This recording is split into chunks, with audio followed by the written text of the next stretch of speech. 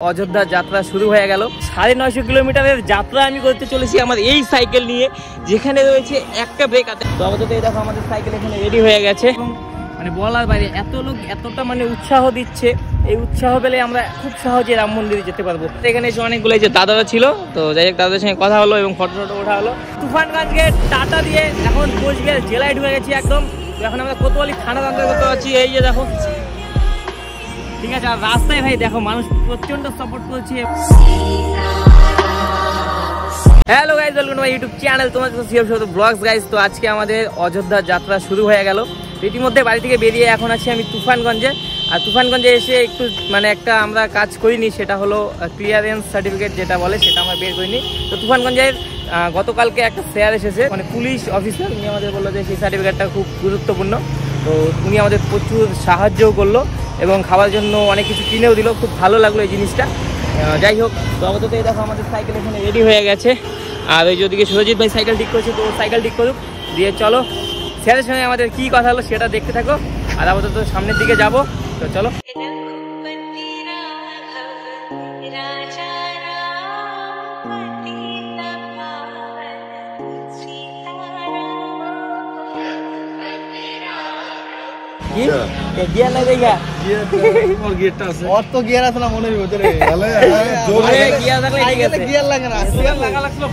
চলে এলাম বিশালদার বাড়ির সামনে। এখানে এসে অনেকগুলো যে দাদারা ছিল, তো যাই হোক দাদাদের সঙ্গে কথা হলো এবং ফটো ফটো ওঠা হলো।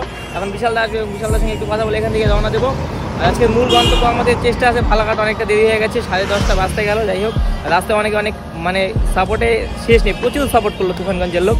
এখন আমরা যাচ্ছি সামনের দিকে, গিয়ে চিলাখানা হয়ে একদম কোচবিহার। চলো যাওয়া যাক। তো চলো, জয় শ্রীরাম, জয় শ্রীরাম, জয় শ্রীরাম। আমরা তুফানগঞ্জকে টাটা দিয়ে এখন কোচবিহার জেলায় ঢুকে গেছি একদম। এখন আমরা কোতোয়ালি থানার অন্তর্গত আছি। এই যে দেখো, ঠিক আছে। আর রাস্তায় ভাই দেখো মানুষ প্রচন্ড সাপোর্ট করছে এবং মানে বলার বাইরে এত লোক এতটা মানে উৎসাহ দিচ্ছে, এই উৎসাহ পেলে আমরা খুব সহজে রাম মন্দিরে যেতে পারবো। তো 950 কিলোমিটারের যাত্রা আমি করতে চলেছি আমার এই সাইকেল নিয়ে, যেখানে রয়েছে একটা ব্রেক। আর দেখো আমার সামনের ব্রেকটা নেই। তো কালকে যখন সাইকেল ঠিক করেছিলাম আমি এটা আমার পাওয়ার ব্রেকের সকাল লাগাইনি, সেটা ডিস্ক ব্রেকের। কারণ যখন আমি তোমাদের সিকিম যাওয়ার প্ল্যানটা ছিল, সেই সময় আমি সকালটা লাগিয়েছিলাম আগের দিন। কারণ আমাদের পরের দিন সিকিম যাওয়ার কথা ছিল। তাড়াহুড়োর মধ্যে আমাদের এলাকায় মানে আমাদের যে বাজারের দোকানগুলোতে অন্য কোনো সকাল ছিল না, যার জন্য আমাকে কোচবিহারে যেতে হতো।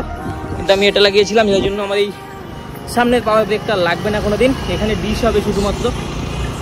তো ডিশ আর লাগানো হলো না, একটা ব্রেক দিয়ে যাচ্ছি 950 কিলোমিটার। এই একটা ব্রেক মানে পেছনের ব্রেক, পেছনের যে ব্রেকটা আছে তার উপর সাপোর্ট রেখেই যাব। তো চলো। A few moments later. ব্রেকটা আমি একটু পেলাম আর কি। এটা হলো ডাবাগুড়ি পার করে। জায়গাটার নাম কি এটা? ডাবাগুড়ি তল্লিগুড়িতে আছি। আর এখানে এই যে সুরজিৎ ভাই, আমি আর এই যে আমাদের একটা নতুন আঙ্কেল পেয়ে গেছি এখানে। আঙ্কেলের সঙ্গে আমরা এখানে আড্ডা দিচ্ছি। আর আঙ্কেল লজ্জা পাচ্ছে আমাদের সঙ্গে, মানে নিজেদের কাছের লোক ভাববা সবসময় কাকা, বুঝছো?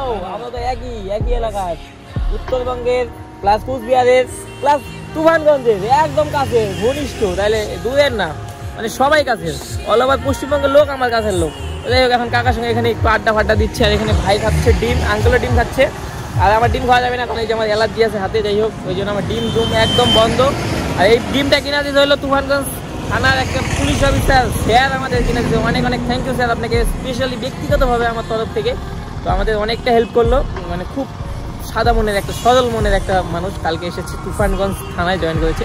যাই হোক, এখন আমরা খাওয়া দাওয়া এখানে শেষ করে ফালাকাটার দিকে উদ্দেশ্যে রওনা হবো। তো ফালাকাটার উদ্দেশ্যে এখনই রওনা হবো এখানে খাওয়া দাওয়া শেষ করে। তো যাই হোক, খাওয়া দাওয়া শেষ হোক। আর তারপরে যে আঙ্কেলও যাবে আমাদের সঙ্গে কোচবিহার অব্দি, দেন ওখান থেকে আমরা যাবো ফালাকাটা, তাই তো? তো চলো যাওয়া যাক। আর সবাই সাপোর্ট করো মন থেকে ভাইকে। চলো দেখা যাচ্ছে।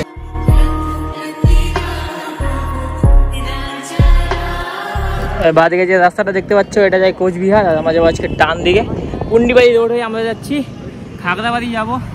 দিয়ে তারপর দেখে আছি কতদূর সাইকেল চালানো যায়। আমরা চেষ্টা করব যতটা পারি শিলিগুড়ি ওদিকে এগোতে, তো ততটাই চেষ্টা করবো আজকে করে আমরা রাস্তাটাকে কমিয়ে ফেলার চেষ্টা করবো, মানে যাতে খুব তাড়াতাড়ি আমরা প্রত্যেকটা দিন জার্নিটা করতে পারি। দেখে আছে কত কিলোমিটার হয়। আর দেখো পেছনে দেখো ভাই, এটা হলো রাজার জেলা। ঠিক আছে, ঠিক আছে, চলো যাও। তো চলো, এখন আমরা যাচ্ছি পুন্ডিবাড়ি রোড। ওটা ছিল তোমাদের কোচবিহার, আর ওই রোড দিয়ে গেলে তোমরা রাজবাড়ি থেকে শুরু করে এনএন পার্ক সব কিছু দেখতে পারবে, যেটা তুফানগঞ্জ থেকে ডিরেক্ট ওদিকে ঢুকে যায়।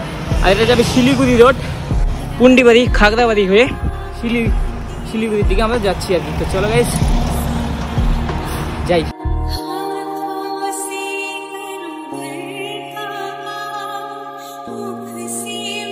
এখন সময় 2:04 বাজে আর আমরা আছি এখন রাজারহাটে, মানে এখনো কোচবিহারেই আছি। তো দুপুরে খাওয়া দাওয়া করতে চাচ্ছি 2:04-এ। দেখো এখানে আমাদের খাবার নিয়ে নিয়েছি, তো চলো আগে খেয়ে নিই। প্রচণ্ড লেভেলের খিদে গেছে, অনেকটা দূর সাইকেল চালিয়ে আসলাম। তো খেয়ে এখান থেকে আবার রওনা দিতে হবে। আপাতত এইসব খেয়ে এখান থেকে বেরোই। আচ্ছা যাই হোক, 3:33 বাজতে গেল, আমরা এখনো ফালাকাটা পেলাম না এবং দুজনে আমরা এখানে রেস্ট নিচ্ছি।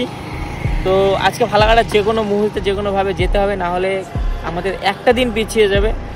আর বাড়ি থেকে বেরোতে আজকে খুব লেট হয়ে গেছে, এখন একটু বিশ্রাম নিচ্ছি, প্রচণ্ড পা ব্যথা করছে।